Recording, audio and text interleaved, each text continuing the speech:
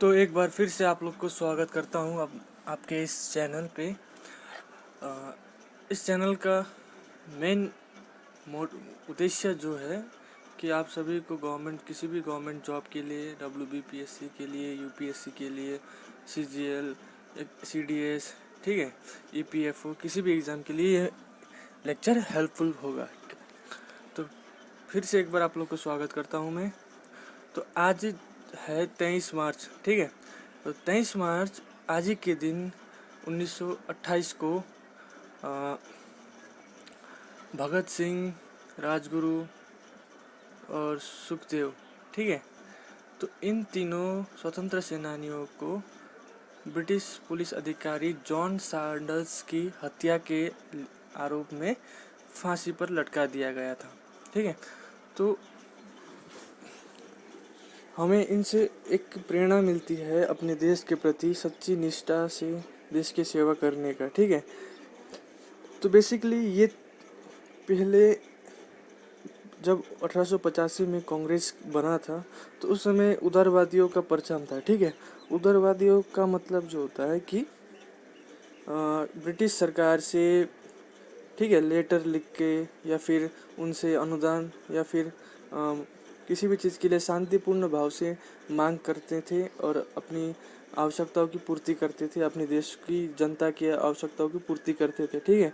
लेकिन 1907 में सूरत अधिवेशन में कांग्रेस का विघटन हो गया और जो पहले उदारवादी सिर्फ कांग्रेस में थे, अब उदारवादियों के साथ उग्रवादी विचारधारा भी तेज आग पकड़ने लगी थी, ठीक है।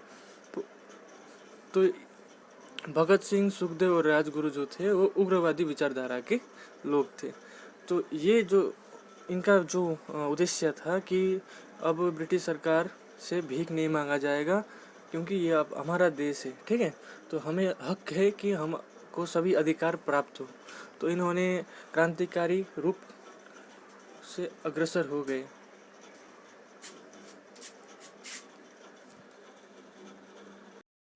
तो आज के क्लास हम लोग आज का जो क्लास होगा या लेक्चर प्रेसिडेंट ऑफ इंडिया के बारे में होगा, ठीक है।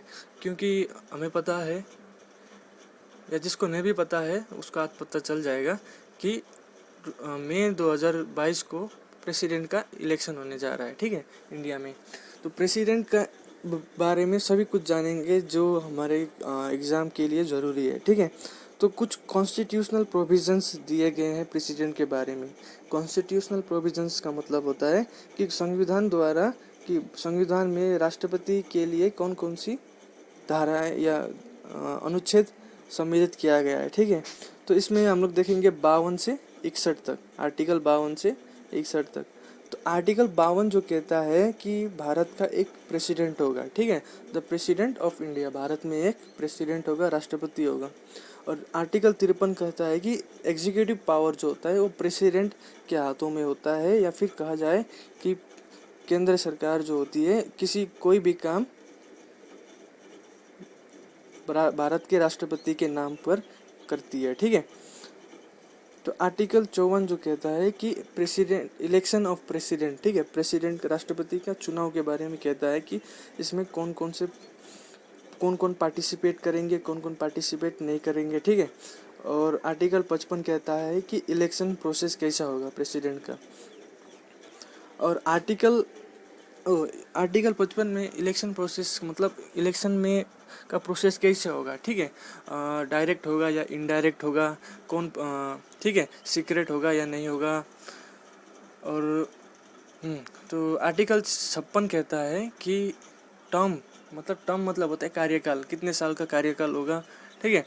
आर्टिकल 57 जो कहता है 57 री इलेक्शन, कि भारत का राष्ट्रपति जो एक बार राष्ट्रपति बन चुका है क्या वो दोबारा राष्ट्रपति बन पाएगा या नहीं बन पाएगा, तो इसके बारे में कहा गया है कि 57 में, ठीक है। तो आर्टिकल 58 में कहता है कि क्वालिफिकेशन क्या होना चाहिए किसी भी इंसान को भारत का राष्ट्रपति बनने के लिए, ठीक है। और आर्टिकल 59 कहता है कि कंडीशन क्या क्या होना चाहिए होगा, कंडीशन क्या क्या होगा, कोई भी राष्ट्रपति बनेगा तो उसके लिए क्या कंडीशंस होंगे, शर्तें होंगे, ठीक है। और आर्टिकल 60 कहता है कि ओथ, शपथ, भारत के राष्ट्रपति को शपथ कौन दिलाता है, ठीक है, और कैसा होगा शपथ। और आर्टिकल 61 कहता है कि इम्पीचमेंट मतलब क्या होता है कि अपने उसके पद, राष्ट्रपति को उसके पद से हटाना, ठीक है। और इम्पीचमेंट को हिंदी से कहा जाता है महाभियोग, ठीक है। तो भारत के राष्ट्रपति के महाभियोग की प्रक्रिया में या हटाने, पद से हटाने की प्रक्रिया में कौन पार्टिसिपेट करता है, कितना वोट चाहिए, ठीक है।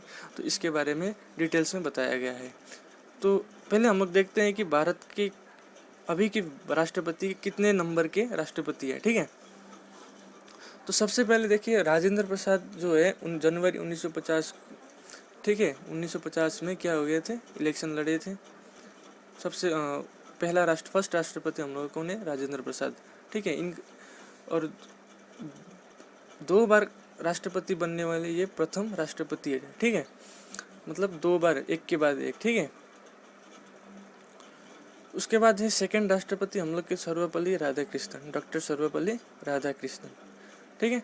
उसके बाद जाकिर हुसैन, वीवी गिरी, मोहम्मद हिदायतुल्लाह, वीवी गिरी फिर से, और Fakhruddin Ali Ahmed, BD Jatti, Neelam Sanjiva Reddy, Zail Singh, Giani Zail Singh, Ramaswamy Venkataraman, Shankar Dayal Sharma, KR Narayan, APJ Abdul Kalam, Pratibha Devi Singh Patil, Pranab Mukherjee और रामनाथ कोविंद, ठीक है। तो रामनाथ कोविंद जो है हम लोग के 14वें राष्ट्रपति हैं।